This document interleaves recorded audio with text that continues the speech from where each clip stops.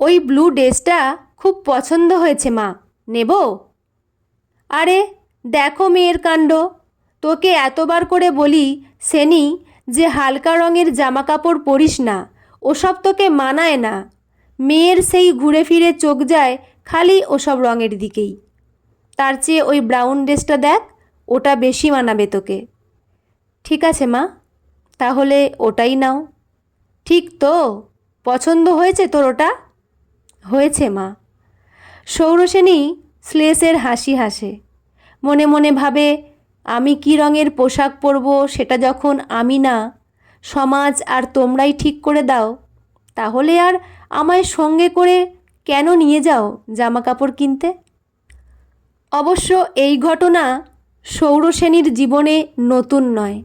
জ্ঞান হওয়া থেকেই পাত্রবর্ণের জন্য সমাজ থেকে শুরু করে ঘরের মানুষ সবার কাছেই ঠাট্টা তাচ্ছিল্য সহ্য করেছে ও।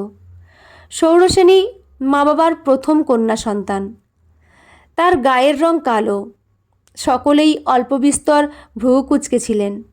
আর সৌরসেনীর ঠাকুমা বিরক্ত মুখে বলেছিলেন, এই জন্যই তখন খোকনের বাপকে বলেছিলাম, ওগো পাত্রী ফর্সা হলে কি হবে, পাত্রীর বাপ মায়ের গায়ের রংটাও দেখো গো।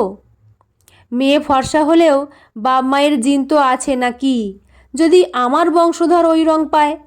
শুনলেন না তখন তিনি আমার কথা, এখন পস্তাক। সৌরসেনীর ঠাকুরদা অবশ্য এসবে কান দেননি। তিনি হেসে বলেছিলেন, তবে ঠাকুর ঘরে যে কালী মূর্তি আছে তার গায়ের রংটাও সাদা করে দাও, তারপর পুজো করো। তারপর নাতনিকে সস্নেহে কোলে তুলে নিয়ে বলেছিলেন, স্বয়ং শ্যামা এসেছেন আমার ঘরে। আমার এই মা অনেক বড় হবে একদিন। সমাজের যা কিছু অন্ধকার কালো, তা এই কালো মেয়েই দূর করবে একদিন নিজের ঔজ্জ্বল্যে। সৌরসেনীর ঠাকুমা নীলিমা অবশ্য সেসবে কান দেননি। তিনি সৌরসেনীর জন্মের পর উঠতে বসতে কথা শোনাতেন সৌরসেনীর মা সুস্মিতাকে। খোঁটা দিতেন সুস্মিতার মা বাবার গায়ের রং নিয়েও।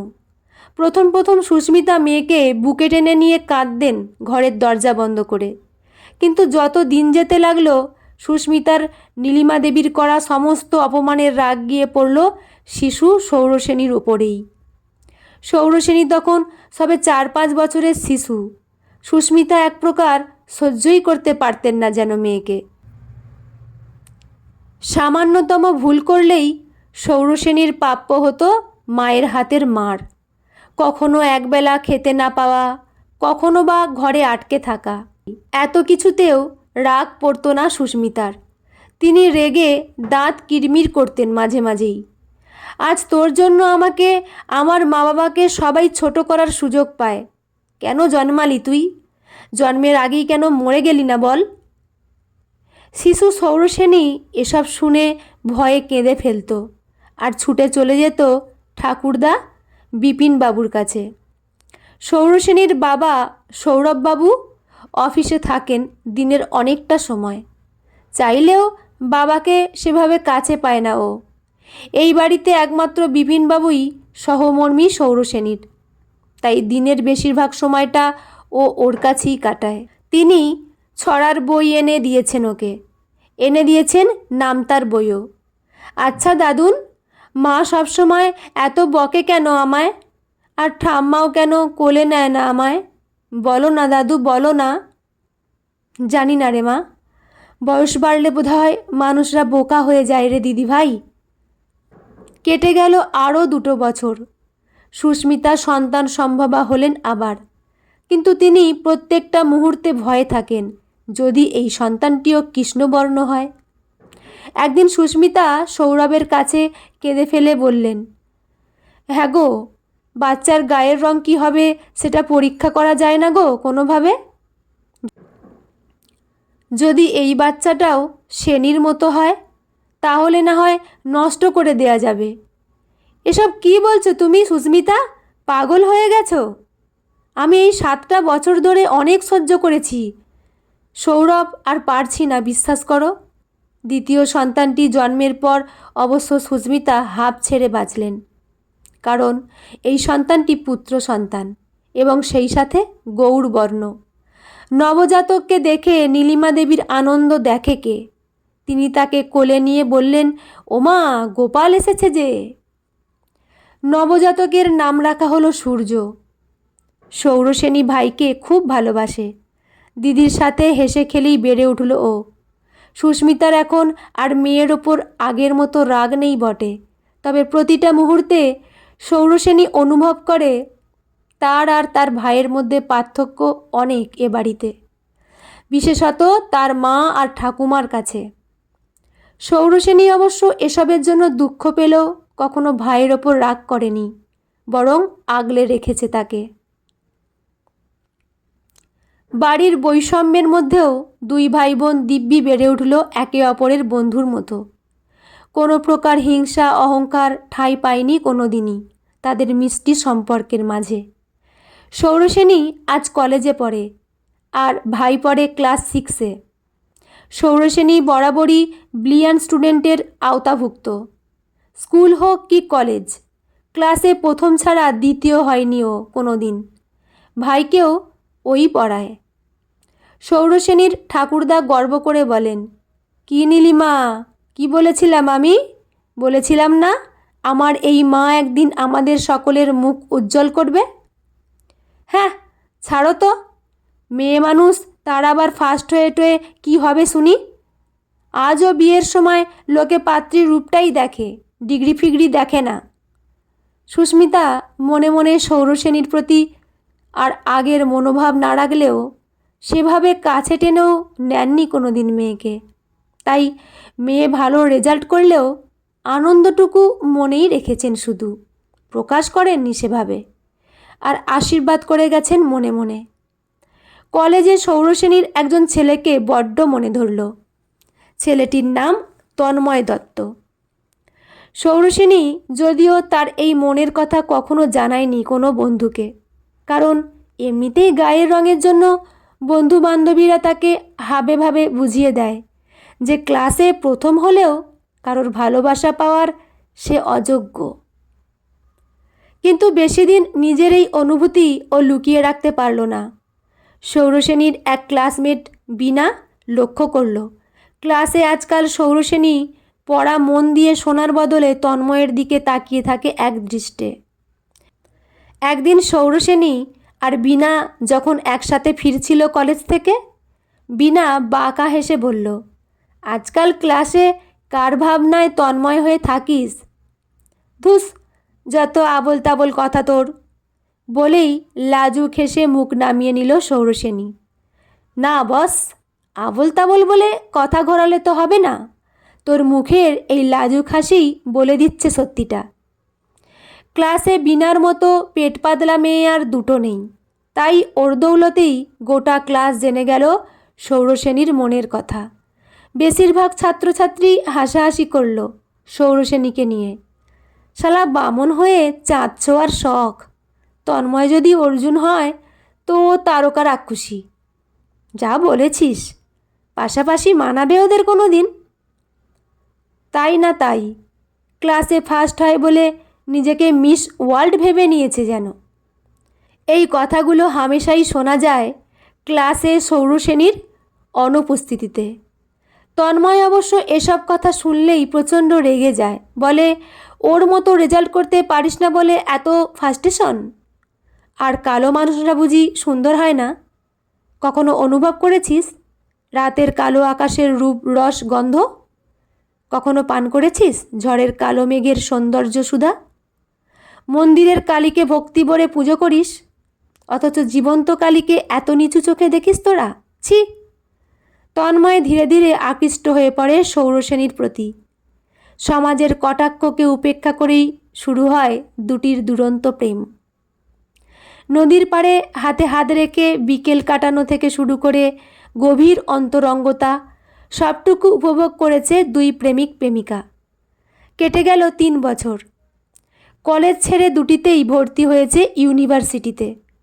প্রেম, পড়াশোনা, খুনসুটি আর অন্তরঙ্গতায় দিব্যি কেটে গেল 2 বছর। ইউনিভার্সিটি পাশ করার পর চাকরি পেয়ে গেল দুজনেই। তন্ময় চাকরি পেল ব্যাংকে, আর সৌরসেনী পেল এক বেসরকারি সংস্থায়, মোটা মাইনের চাকরি। সৌরসেনী বাড়িতে জানালো তাদের সম্পর্কের কথা। সৌরসেনীর মা ঠাকুমা তো এক পায়ে খাড়া, কারণ তাদের মতে তাদের বাড়ির তথাকথিত অসুন্দর মেয়েকে পার করতে অনেক সমস্যার মুখোমুখি হতে হতো তাদের। তাই তন্ময়ের মতো এত সুন্দর পাত্র পেয়ে তারা এক প্রকার ধন্য।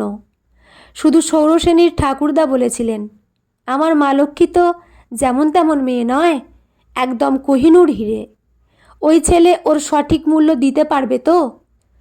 তার কথায় নীলিমা দেবী মুখ কুঁচকে বলেছিলেন, ওই তো কয়লার মতো রং, তাকে নিয়ে বুড়োর আধিক্যতা দেখো না। সৌরসেনী তন্ময়ের সাথে যত তাড়াতাড়ি সম্ভব বিয়েটা সেরে নিতে চেয়েছিল, কারণ ছোট থেকে এত অপমান সহ্য করে করে সে ক্লান্ত।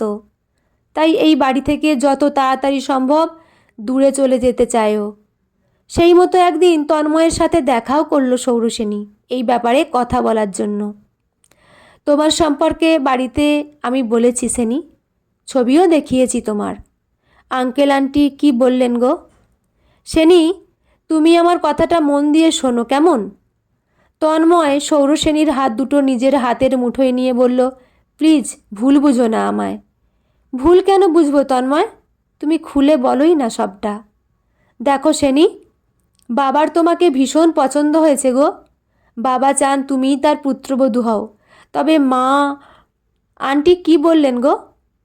আসলে সেনি, মায়ের হার্টের অসুখ তুমি তো জানোই। তাই মায়ের ইচ্ছের বিরুদ্ধে আমি বাবা কেউ একটাও কথা বলি না, কারণ ডাক্তার বলেই দিয়েছেন বেশি উত্তেজনা মায়ের পক্ষে ভালো নয়। হ্যাঁ তন্ময়, এগুলো তো সবই আমি জানি সেনি। তন্ময় মাথা নিচু করে বলল, তোমার ছবি দেখে মা একদমই মেনে নেননি তোমায়, মেনে নেননি আমাদের সম্পর্কটাকেও।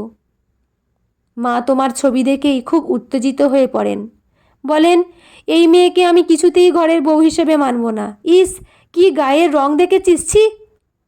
এমন মেয়েকে তোর মতো ফর্সা টুকটুকে ছেলের পাশে মানায় না বাবা। কিভাবে ওই মেয়েকে মনে ধরল তোর?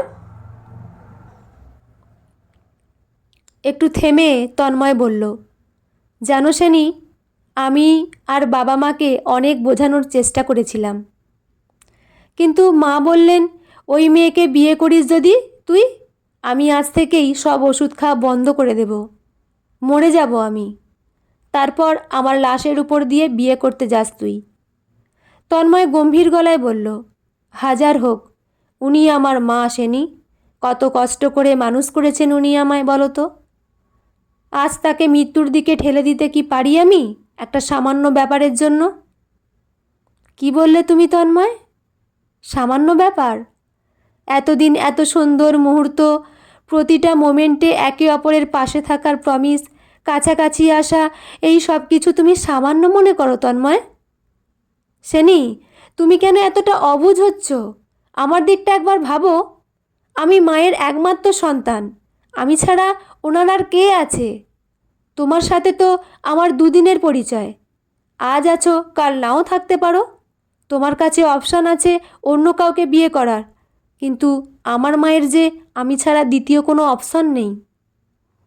তুমিও তন্ময়, তুমিও সমাজের আর পাঁচটা মানুষের মতো আমায় জীবনসঙ্গী হিসেবে অযোগ্য ভাবলে? না সেনি, আমি সে কথা বলিনি। তোমায় অযোগ্য বলবো সেই স্পর্ধা আমার নেই। আসলে অযোগ্য আমি সেনি, তুমি নও। তুমি আমার চেয়েও বেটার কাউকে ডিজার্ভ করো। সৌরসেনীর চোখ দিয়ে জল গড়িয়ে পড়তে লাগলো, কিন্তু আগের মতো তন্ময় আর সস্নেহে মুছিয়ে দিল না তার চোখের জল। তন্ময় হেঁটে যেতে লাগলো নিজের পথে। সৌরসেনী কান্না ভরা গলায় চিৎকার করতে লাগলো, আমার সাথে এতগুলো দিন কাটানোর আগে কি অনুমতি নিয়ে এসেছিলে তোমার মায়ের? কাপুরুষ কোথাকার! আর হ্যাঁ রে, আমি অযোগ্য নই, অযোগ্য তুই। শুধু তুই না, এই সমাজ অযোগ্য। যারা কালো মানুষ ঘৃণা করে তারা অযোগ্য।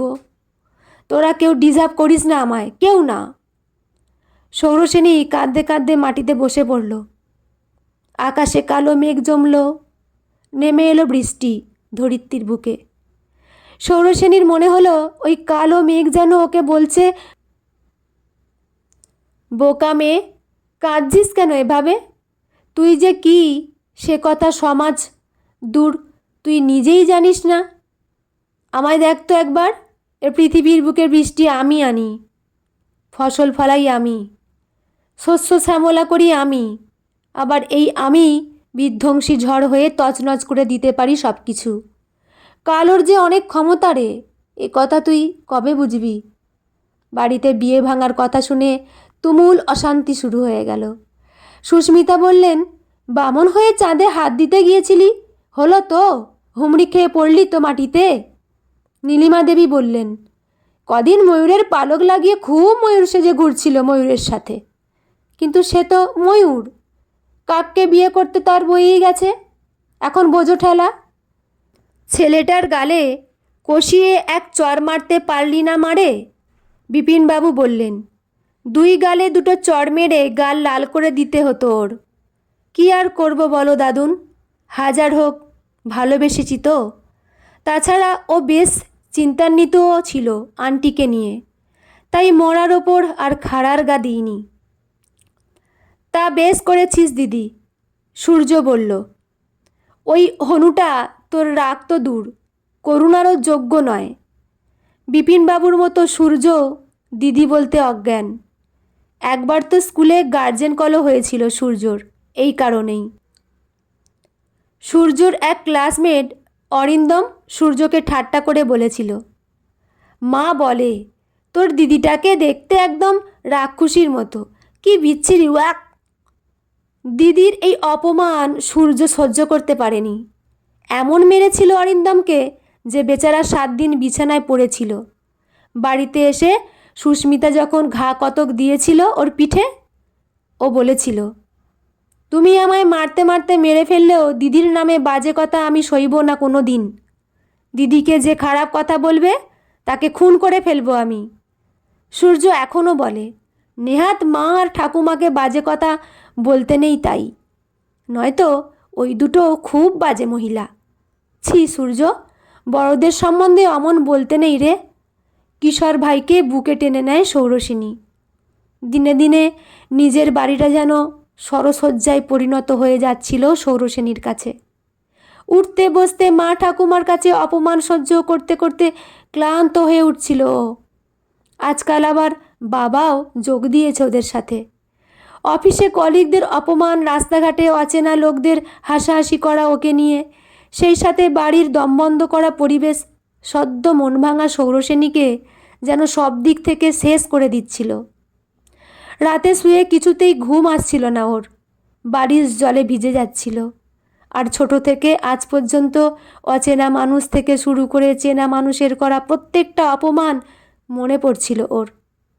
নিজের অজান্তেই সৌরসেনী অস্ফুটে বলে উঠল, পড়াশোনা, ডিগ্রি, চাকরি, মনের পবিত্রতা, এই সব কিছুকে ছাপিয়ে যায় গায়ের রং, তথাকথিত শারীরিক সৌন্দর্য। তাই আজ আমার মতো যোগ্যতম মানুষকেও উঠতে বসতে সমাজ কথা শোনায়, অপমান করে, অযোগ্য প্রতিপন্ন করে। আস্তে আস্তে ভেজা চোখে বিছানা ছেড়ে উঠে পড়ে সৌরসেনী। ঘরের আলোটা জ্বালিয়ে আয়নার কাছে যায়।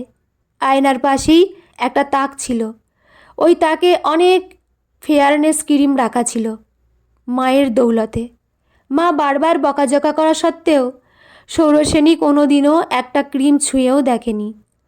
তাকে রয়েছে একটা গিফট প্যাকও, যেটা সৌরসেনীকে জন্মদিনে তার অফিস কলিগরা দিয়েছিল। জন্মদিনের দিন কলিগদের সামনেই প্যাকেটটা খুলেছিল সৌরসেনী, আর খুলেই হতবাক হয়ে গিয়েছিল ও। প্যাকেটের ভেতর অনেক ফেয়ারনেস ক্রিম ছিল। স্তম্ভিত সৌরসেনীর মুখে কথা সরছিল না। জন্মদিনের আনন্দ মুহূর্তে ম্লান হয়ে গিয়েছিল তার।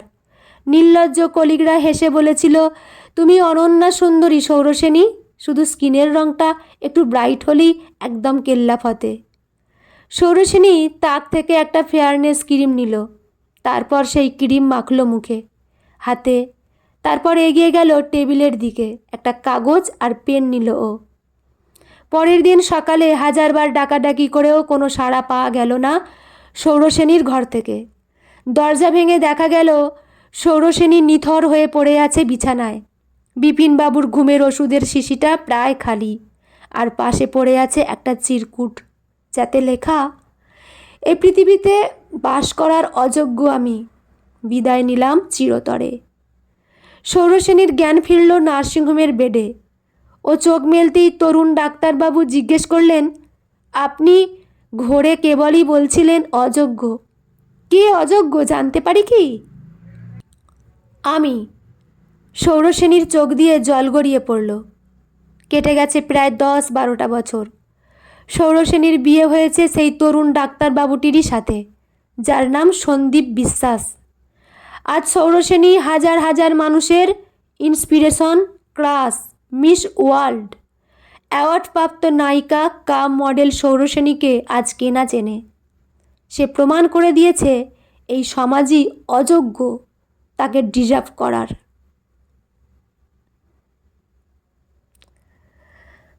বন্ধুরা, গল্পটি এখানেই সমাপ্ত।